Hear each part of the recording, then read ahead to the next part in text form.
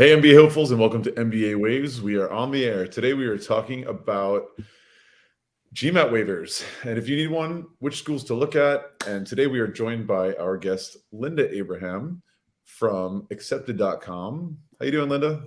I'm doing fine. Thank you. Thank you for having me. And as always, I'm joined by my co-hosts, Bara and Krithika. How you doing, guys? I'm doing good. I'm dry. It's not raining. That's exciting. Hey everyone, Krithika from Bangalore. It's pretty good. Nice. Let's just jump right into it. So taking a minute just to give some background, some context about the GMAT. Why does it exist and what benefits are there to the schools? Linda, if you want to be our guest, you can take the lead on any responses. Sure. So the GMAT is a constant among applicants. Unlike the GPA, unlike work experience, it's something that all candidates take, and it's the same across the board. Grading scales are notoriously variable. Work experience just varies on the person. This is a constant. It also correlates very much to success in the first year of business school. And no school wants to admit people who are going to flunk out.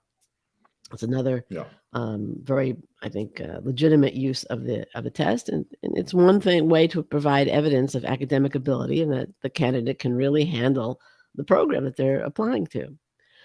Less, how should I say, maybe less intended, but it's also used. The average GMAT score for an entering class is also used as evidence of class quality.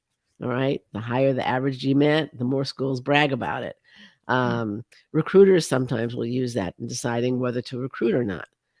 And alumni like to brag about it. Students, applicants look at it as, evidence of how competitive is the school, how competitive are they? And some recruiters will use an individual's GMAT score as a screening device when deciding whether to interview or pursue a candidate for a job. So I think those are the main tasks of the GMAT. The first two are what it was intended for. In other words, evidence of academic ability and a constant across all candidates. The others are some things that have developed over time. We definitely saw that where I used to work. I wasn't in charge of the program. I was doing recruitment, but I would often hear that candidates who did poorly on the GMAT relative to their classmates were the ones that struggled the most, especially in like finance or maybe macroeconomics, and even had to repeat some classes and so they really started to take heed to the value of the GMAT in that sense. Because let's face it, if you can't handle it, it's mainly high school math in the GMAT. The things you're going to learn onwards are going to be a challenge. Oh yeah. Yeah, I'll jump in and say something about just to add to it also is that, the GMAT is a real opportunity to start thinking like a business person. And because it's a reasoning test, if you could get ahead of the game, and it's the same thing with the LSAT, it's the same thing for the MCAT, at least for the CARS section. It's really giving you the opportunity to get into the mindset. So the test, I totally agree with what you're saying, Linda. It is like, it's just factually, it is a test that everyone is taking. It's the same thing. So you can look at applicants across the board, right? And you don't need to do lots of test prep just to score high. I mean, it does help. I mean, you're buying time, but it gives you the opportunity to learn to reason better. So the schools can see, well, are you a risk taker? How are you in terms of time management, right? And so whether it's the SAT or any of them, it really, we'll get into school waivers and the test itself, but it really is it's just an opportunity for self-development. Yeah, and to add to it, I would say that GMAT is one of the best ways that someone can salvage their application, especially if their CGPA was not up to the par, or even their work experience is like not from a great company and so on. So GMAT is a way to differentiate yourself and to stand out. And that said, in terms of even like considering the MBA application journey as a project in itself, once you start working towards a GMAT, you allocate some time towards it, and you're also showing commitment to the school. Especially, I would say the number of attempts that somebody takes, right? It shows how badly do they want to get in, and also self-awareness about what it takes to get into B school. Good point. Yeah, absolutely. Working in admissions and recruitment, I would hear a lot of people saying, "Oh, I don't want to, take it a second time. It's going to look bad." And actually, on the contrary, you very often If hear it goes up, admissions. it looks great. Yeah, but I mean, even the fact that you're trying, if the second time you take it, it doesn't really go up, but it shows something about your character that you're willing to take the time and work on something and improve your score. That speaks volumes. And hopefully, if not the second time, the third time, it does increase. And in terms of advantages for the students, I mean, there's a couple of things there. I mean, often they call the GMAT your first MBA class, right? And it is that warm up for your brain for people who probably haven't been in a classroom for a little while. So there's that. It is, as you guys mentioned, a measure of quality to be sure that the other people with whom you're going to be taking this MBA program are of same or higher like intelligence and commitment to improving themselves. You do want to be surrounded by people that are motivated, because that's going to affect the overall energy of the cohort and incentivize you to work harder as well. So it's kind of like a collective energy thing. And there is those bragging rights that you hear as alumni that people talk about their scores. And I think one of you alluded to the fact that employment post-MBA, that's a thing too, especially if you're looking at careers in, say, investment banking or management consulting. Many of the top firms do look at GMAT score as one of their metrics for hiring. And well, we could talk about this a little bit later. If you end up getting a waiver, how does that affect your employment potential? Right. I've heard different things on the employment. At one point I heard that especially the management consulting firms were not using the GMAT or the GRE. And then I heard they were again. So I don't know if it changed or somebody was just misinformed. But yeah, there's probably trends. I mean, you've been in the game for a little while. I'm sure you've seen things come and go. Maybe it depends on a particular year. If, say, McKinsey or Bain has got a huge flood of applicants, and it's just, hey, we're going to bring in this metric as a way to filter out some of our applicants to be able to narrow down the pool. Right. So, who should be asking for these waivers? Like, who have been successful in getting GMAT waivers? And we can talk about the different reasons, but I don't know if you have Linda, if you have an idea in a broad sense, who should be asking? Well, I think first of all, there's two different kinds of waivers, right? There are across the board waivers, right? Nobody has to take a test. And then what I think most schools that are issuing waivers, they ask a student to submit an application for a waiver or a statement why they don't need to take the GMAT or the GRE or the EA, whatever test is required.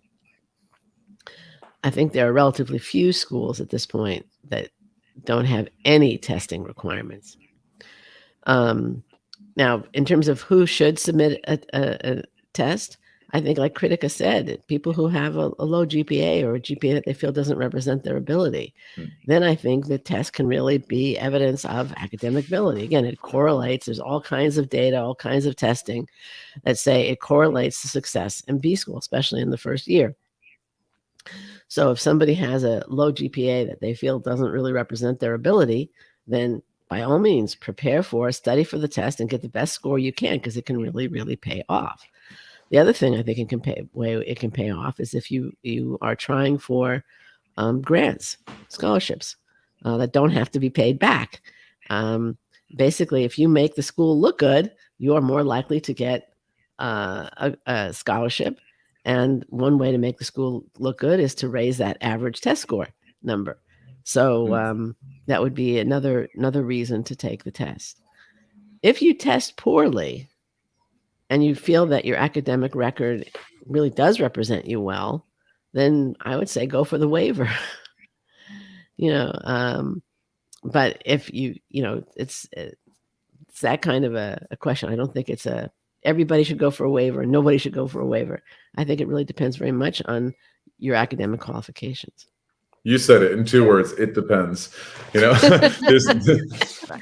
that's the answer for most questions in this world. Right, it's a very, right. high touch kind of thing.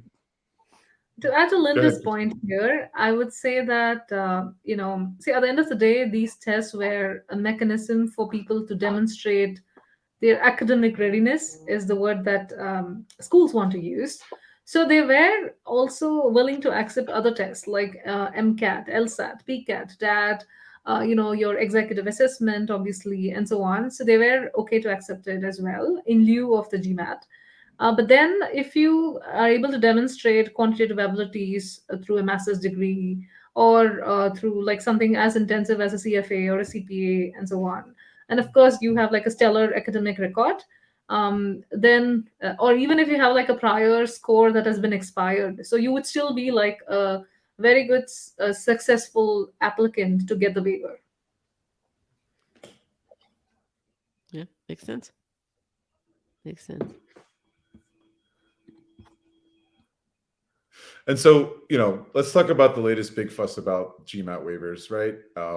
Most people have seen the article in Wall Street Journal, saw the announcement from Kellogg in November, I think it was, mid-November, where they were offering waivers to people who've been laid off by big tech, right? We had this big wave of big tech employees from companies like Twitter when Elon Musk went off the deep end, and Facebook was probably seeing some challenges with their lack of excitement around the metaverse, and a few other examples. I think Uber and Lyft as well. There were a number of layoffs, and so they, I think, made a very bold move, right, to say, hey, if you've been laid off from big tech, we're going to waive the GMAT for you.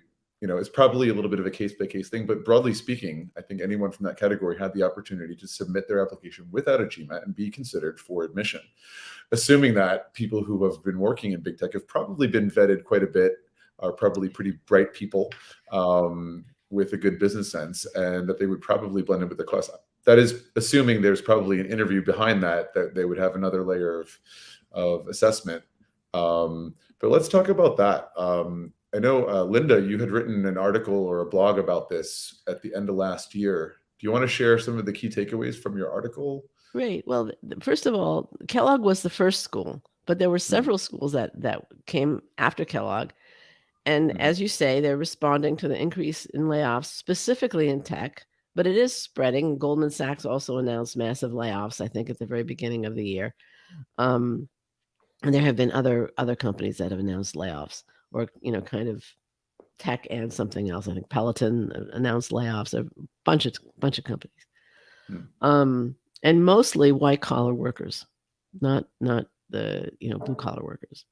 So this is affecting people who maybe had thought of an MBA but weren't going to apply now, or maybe didn't want the MBA. Now they're thinking of the MBA, and I think the schools wanted to encourage them to apply. It's just very simple. So the question was, how are they going to do that? Now, all the schools say that they're motivated by compassion and empathy for the recently laid off workers who had no way of anticipating this event, and I'm sure that is a part of it. I'm not going to disagree with that.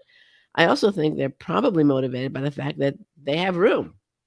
They have room for these people. And as Eric, you said, they believe that if they, given the fact that these people have gotten these jobs at very hard to get into companies, that in and of itself is like a test.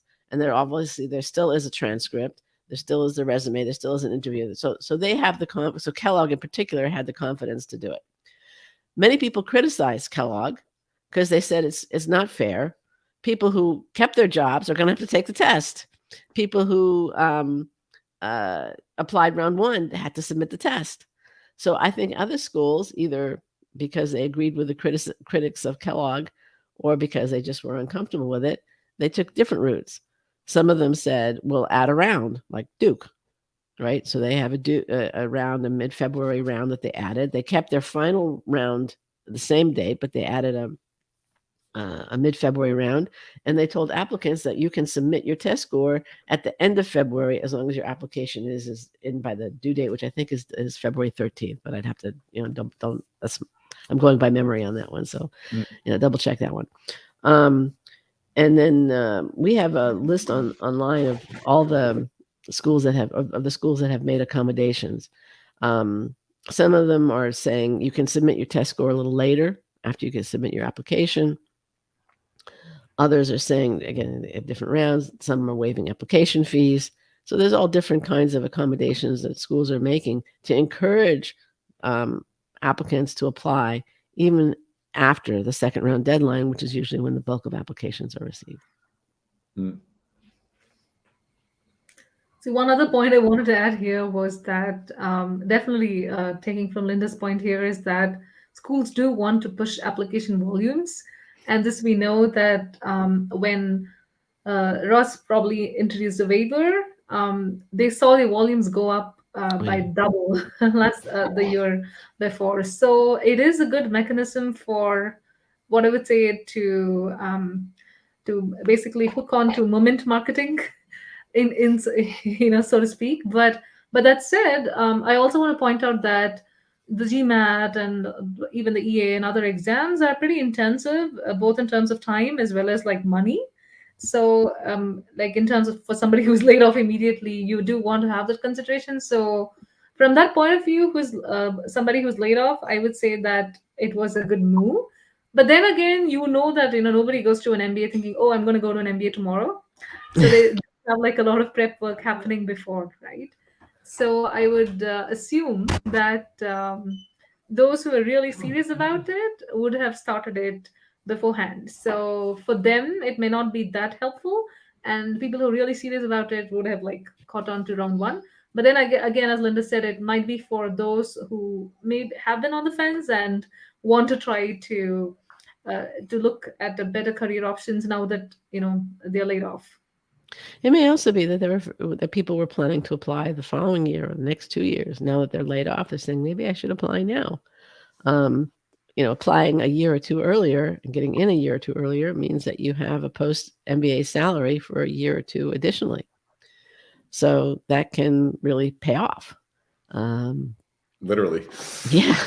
I think the last time we spoke, Linda, we discussed about the recession, right? We were talking about Right. whether the recession was happening and if it was a good time to do an MBA. So it really gives the opportunity to the applicant to think all of these different pieces, especially like what happens when you have so many people from tech applying to so many of these schools. I mean, I don't know the numbers. I don't know if any of us know the numbers, but what happens when those are the people that you're competing against, and how do the schools look at that? What if you have this, huge rush of all of these people that didn't take these standardized tests? Maybe they might be spectrum, they might not be, right?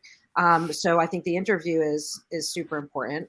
But the numbers in the job market, right?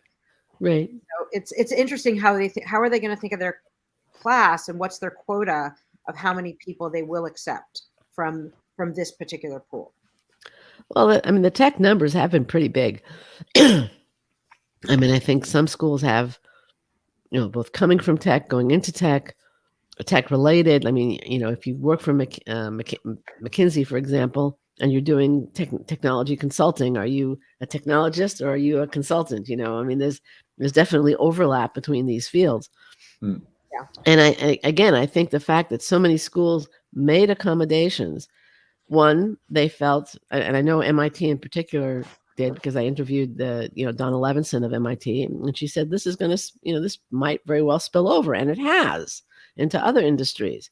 So while Kellogg defined it very narrowly in terms of tech, I think laid off in the fourth quarter, other schools have been much broader in terms of allowing these applicants to apply for these accommodations. So let's talk about some of those other schools, Linda. Yeah. I know that Michigan Ross has been in there. Who else comes to mind? Tepper. Right. UCLA. Yeah. You want to give some more specific insights, if you don't mind, about like maybe some of the parameters with some of these other schools that people might be interested to know if they fall into those categories?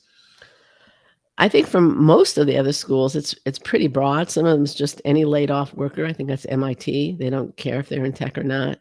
Duke did not limit it to laid off workers, if I recall.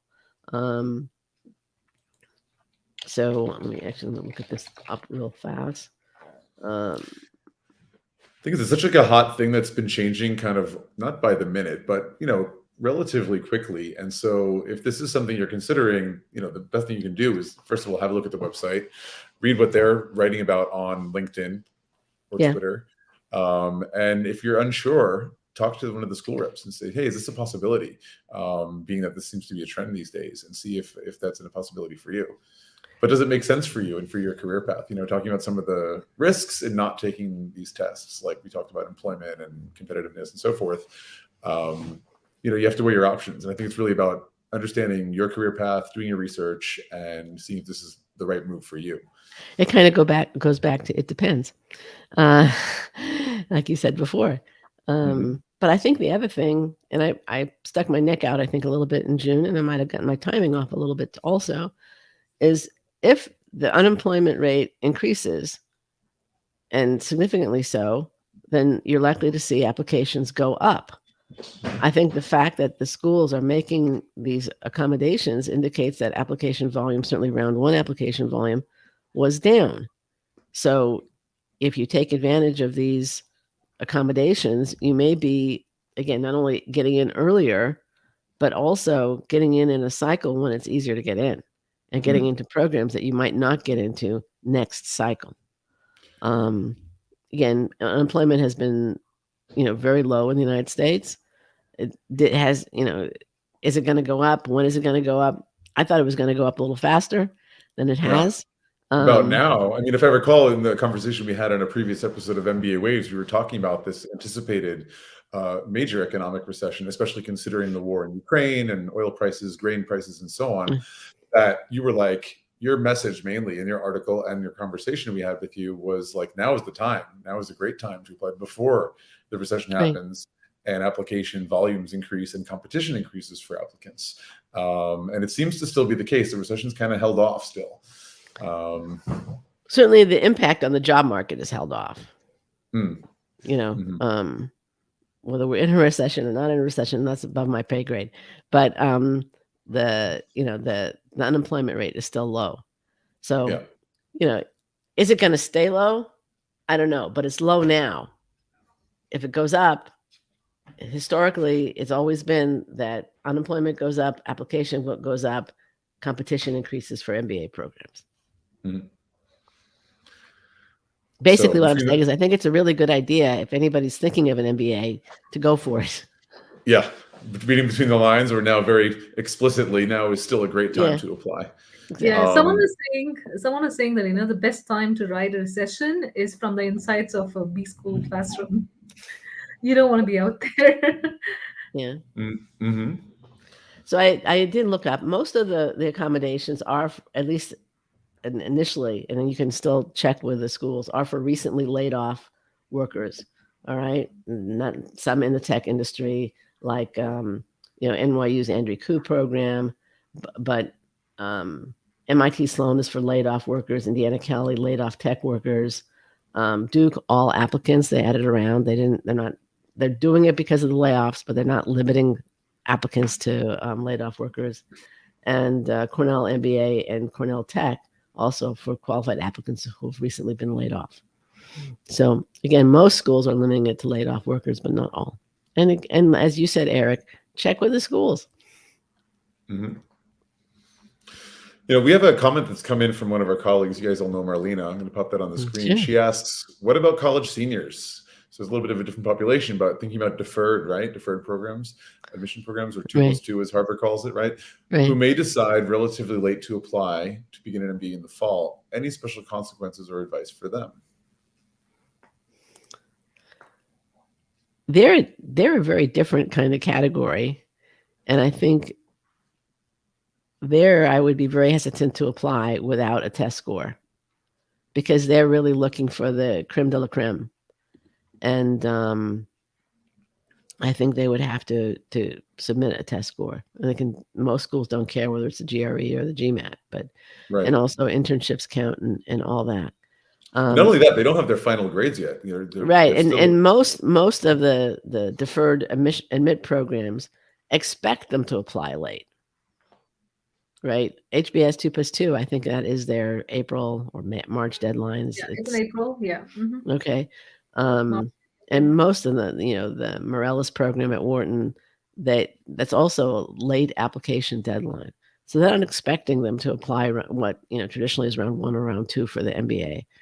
And they want to see the first semester grades or the second quarter grades if you're on the quarter system. And again, I would be very hesitant to apply to any of those programs without a test score. Yeah, I agree. So sorry, Melanie, you have to tell your clients that they need to take that test.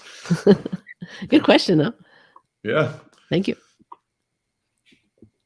I like to think of what we call as spike factors. I know Rotman uses the term spike factors. Right. So if you feel that you have enough spike factors in your profile to help you stand out, then probably you don't need to take the test. But like, especially when I'm talking about spike factors, I'm talking about those that probably point to your ability to do well in, say, I don't know, microeconomics or accounting and things like that, which you may not have touched for quite some time, as Eric, you pointed out.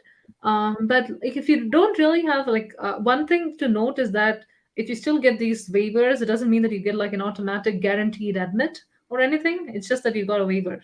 You still would be Right. evaluated holistically, um, like everybody else gets done. It's just that you don't have one additional component. So I would say that unless you really have a reason, which could be because of some poor health or like truly like even like as the layoff was an example. I mean, if you don't really have like a strong reason, I would say please go take the test because it helps you stand out. Right. So we also in admissions view the admissions the application kind of like in a pie model. We have the different components of the pie, and we would say like, okay, you want to have at least like 85% of the pie there, right? And whether that's filled up with like great grades from undergrad, great GMAT score, great interview, essays, references, whatever it may be, but that pie's got to be at least like 85% there for you to be considered. And so if you're lacking in some area, like either because you're still in college and you don't have your grades yet, or your grades have suffered, you can compensate for that with a better GMAT score. And like Linda was saying, if you've got a low score, but you feel that your grades are really representative of what you can produce in the MBA level and they're quite strong, then you can try without that GMAT score or GRE score. It's especially if you don't test well. Yeah. Well, there's always solutions if you don't test well. I mean, I think that people really embrace that, but people can do what they want to do. Okay. Let me ask Linda and Bara, who are in the States, where I think accommodations for people with any kind of disabilities, whether it be physical or learning, the States is very strong in meeting those accommodations, whether it be at the workplace or in schools or whatever. So I think it's more and more common to have people like declare or officially, at their school or workplace that they have XYZ disability. So that's the kind of thing that affects their testing ability. Do you find that as a common, like not excuse, but justification for not taking the test? And do you see MBA programs accepting that in the admissions process as a justification for getting a waiver? It's definitely a justification for getting a waiver, and people who have learning disabilities should seek those accommodations. In my view, I don't know, Bara, what do you say? Well, I think that it's important that you be considered, even if you've got a particular limitation in some way, and it's a legitimate thing to pursue. Yeah. And there's no downside. You're not dinged for it or anything like that in the evaluation process. That's great. And I don't know if you've seen, because you've both been around in this longer than I have you seen like or heard stories about how like, okay, what does that translate? Somebody who is not submitted because of learning disability, they're not a good test taker, but they still are very successful in the program, employment afterwards. Have you heard any stories like follow up? I mean, people who get accommodations also typically get them when they're in the program for taking tests. They might be able to take it in a room by themselves. They might get additional time. And I think I haven't heard anything that they don't do well once they have those accommodations. So I think they go out in the world and they do fine. It's fantastic. Yeah. I don't know how they do so much in the workplace. That's where, I'm not so sure. I don't know, Bara, do you have any information on that? No, and I'm only thinking about when I was in grad school, another student who the school gave her support, right? They really went out of their way to provide whatever services they needed in order to excel. And I know she's gone on to have an academic career, and she worked harder because of her particular learning challenge, but she's doing great. So So Yeah. I could speak for a couple clients who had ADHD.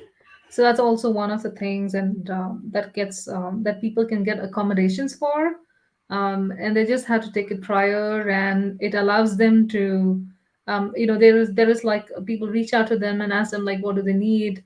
They have like a standard set of things that are provided for those who need it as well. So I would say it's a very standard approach, and of course, it really helps. So when my client had taken it earlier, this was before they had like been diagnosed with ADHD, and they felt it very hard to obviously prepare for it and focus as much. But once they knew about this, the fact that they had this, and they were able to like apply for accommodations and take the test again, there was like a market difference. It was also because in the way that they were approaching the test, but also because accommodations really helped them.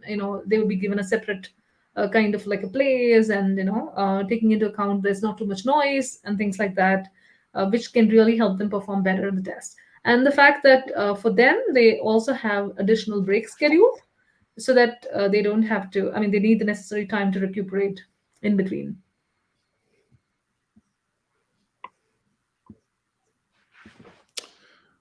All right. So that kind of wraps up what we wanted to talk about waiver opportunities, unless any of you had additional points to bring up. The only thing that I will say about the accommodations that I have heard of is that they're pretty standard, right? There's not a big customization with accommodations. Like I've heard of, time and a half or double time, and I don't even know specifically for GMAT. I'm really thinking more about the SATs and the ACTs. So I don't know. I just don't know how much customization goes in on that. So that's something to consider too. Just going back. I need to listen to classical music when I take the exam. It's like, that's not going to fly. Bach won't work, huh? No. I just wanted to add something in terms of the schools and the whole waiver thing since Kellogg's announcement, which was quite a PR coup in addition to kind of starting things off. I mean, the GMAT, well, we've been talking about it as a way to boost your chances of acceptance. I think the schools were in their actions were also looking at as a barrier to entry, a barrier to application. And they removed, for those schools that waived it, they removed that barrier in order to increase the likelihood that they would have more applications, much like you said about Ross. So anyway, that's not earth-shattering, Yeah. but just want to Agree with that, Linda. Like, I do know that, like, for example, Notre Dame, Mendoza, and Tepper also jumped on the same bandwagon.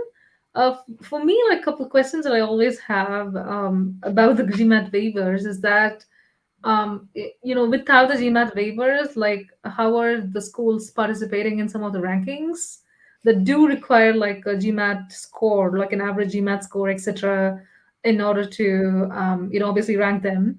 And then the second thing is about, very interested in to understand like how are, what are other metrics or indicators of success that schools are looking at to see who would be a better candidate or who would do really well in the programs.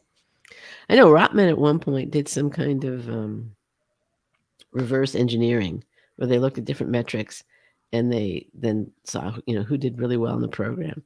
And it was actually the AWA, which is usually the thing that's looked at least. But that's what Rotman discovered. This was several years ago. And Rotman also was one of the first schools to say that if you have a CFA, you don't have to take the GMAT. And this, again, goes back years. It has nothing to do with COVID, nothing to do with the recent, this year's waivers and accommodations. But yeah, that was kind of what they did. And I think schools in general, at the AGAC conference last summer, they were all talking about how they're looking to try and find correlations with different metrics and success in business school and also beyond. Sure. This is riding on the coattails of Harvard Medical School withdrawing from U.S. News and World Report. I think it was Harvard Law School. Law school, yeah. I think today, I think it's the medical school today. Also today, really? I haven't heard it yet. All right. Yeah. I mean, the whole world of standardized testing has been kind of turned on its head. It's been kind of criticized for decades for various reasons. You know, more recently with COVID in terms of getting access to a test center. But beyond that, like in terms of business school, it obviously doesn't test any of the key soft skills that business schools and companies, you know, worldwide really look for. That's one big thing too. But even like the fact that considering it's a worldwide applicant pool and they're taking a test in English, there's obviously different levels of English, you know, skill. If you're a native English speaker, there's some kind of advantage. At the same time, a lot of people who work in test purposes, you'd be surprised how many native English speakers can't, you know, function in their own language in terms of testing for it. They know how to communicate verbally, but yeah, I mean, if you look at what people read, right? Not everyone is reading The Economist and Utney. You know, if they're reading other magazines, more pulpy, mainstream. They're not going to have the sophistication that they might have from reading other things. So it really runs the gamut. And someone who with English as a second language, they might have really studied the grammar, right? But they might know multiple languages and they understand roots of words. And so the vocabulary for the GRE is a lot easier. So it really just depends on the student. Absolutely. And I think also schools, and you know, for those non-native English speakers who didn't immerse themselves in the grammar, I think the schools do cut them a little slack on the verbal portion. Not, you know, it doesn't mean you can get in the 30th percentile and get in, but a little slack that, you know, the school. Well, they pushed it more towards meaning, right? So like the question sets feel more, you have to understand what are they trying to say, not, you know, what's the deep duke, right, Linda? Yeah. Right. Well, then you have the other. Sorry, go ahead, Eric. Well, I was kind of about to address you, Krithika, because most of your clients, I believe, come from your part of the world, India, which, you know, is known as kind of one of the most overrepresented populations in the MBA world, especially the Indian male engineer, right? That's the classic. We see a lot of them, and good for them. And it's also a country that is not only extremely numerous in population, but also, I think, culturally very competitive in the times that I've been to India. And also, they're usually very strong English speakers, which, being natively strong in English, but speaking a dialect in a way of English that is closer to Indian that might not correspond to the American English used in the GMAT. That's one challenge. But also we talked about, Linda, sorry, you mentioned how some schools will be a little bit more lenient to people who are not native English speakers versus an overrepresented population. They might be a little bit tougher and expect a higher GMAT score to choose among the stronger applicants, right? When they have a lot to choose from. So Krithika, you, I assume, face that challenge a lot with your clients. Absolutely. Like, so here, like, see, for example, I always joke that if you were somebody from Mongolia with a 720, we would have taken you, but you're in India. So a 720 is not going to fly, and you just need like a 750 or even 760 and so on. So there is like that kind of score inflation, if you might call it. But I was just going to add, like, what do you guys think? Do you think the GMAT waivers would continue, or the GRE waivers would continue, or you know, because I'm sure the GMAC and ETS have been maintaining that these are very good indicators of comparing various different applicant pools, and you don't have anything else to compare. Like, this is the only standardized test score that's available. What do you guys think? Like, will it be there for the upcoming cycles? Will more schools adopt it? I think they'll be more optional, but I don't think it's going to go away. I think there's definitely some value in the GMAT. Like we said in the beginning of this chat, was, you know, for being sure that people are going to handle a lot of those classes during the MBA, right? There's a clear correlation between success in the GMAT and success in those classes. But with the shortcomings of standardized tests, there, I suppose, may be more and more leniency as it's optional. But if you can demonstrate your strength as an applicant in other areas of your application, that will fly. That's my guess. Right. I agree. It's a package, and that's why it all depends. It depends. It depends, right? Exactly. Might have to change the name of this podcast, Eric, to... I was just going to say that. MBA Waves, it depends. That's a great tagline. We at least like have to talking all get things business education. You have to get t-shirts. But, Definitely getting t-shirts. Yeah. Yeah, Okay, we're bringing those to the AGAT conference this June. sounds good. Sounds good. Anyone who's been a guest gets a free t-shirt. Anyway. Sounds good. All right. Anything else to add to this conversation about GMAT waivers? I just say be cautious. Mm-hmm. Do your homework as always. It's a I mean, business it decision, depends. right? If you consider it a business decision, your application, like it is, it's your own PR and it's your own how you're going to move forward with it. So really think about what you're going to do. Mm. Yeah, it really shows your appetite for risk. Mm. Yeah, and your application, like, I don't know, like your CV or your resume is kind of like your logo, your brand, like your essays are like your messaging, and your GMAT is like your balance statement, your balance sheet, right? And like those pieces like tell the company you want to do business with, aka the business school, that you're going to be a good partner in business. And it is a Right. partnership. It Anybody- absolutely is a partnership. Anybody want to address GMAT versus GRE versus EA? Yeah, I mean, that's a topic we definitely will have coming up in another episode of MBA Waves. We can do a little teaser right now. Absolutely. I read mean, an as article about that. So yeah, it's an important question. we can do a little teaser, Bar, if you want to lead it off a bit, or Linda, if you have any comments. I'll let Linda do it. I would say if you're not sure, take the exam you're going to do best on a percentile basis. 100%. And how do you find out? You do diagnostic tests, right? Exactly. There's tests available. You see how you do, and you understand not just what you're getting wrong, but how you're getting it wrong. Right? That's how you move forward with this. Yep. And go to the source, go to the GMAT's website, go to the GRE's website, and you can download actual official copies of the test. You can get a bunch of practice tests, questions, and do that first simulation, I think, before you've really put in the time to study for this thing, because you'll get that baseline score, right? And you'll kind of see where you stand, what you want to focus on. And I think it's also nice to do it before you study, because after you've studied and practice for a month or so, and you see that improvement, that gives you that confidence boost, like it's working, and that motivation to keep going. It's like going on a diet. You don't weigh yourself after you've been dieting for a month, right? You want to just get the baseline. And Yeah, exactly. Yeah. It's an amazing analogy. So if you ask me personally, I will go for the EA. A lot more easier. Yeah, that's a good point. I mean, so the EA, it's also made by the people who make the GMAT, right?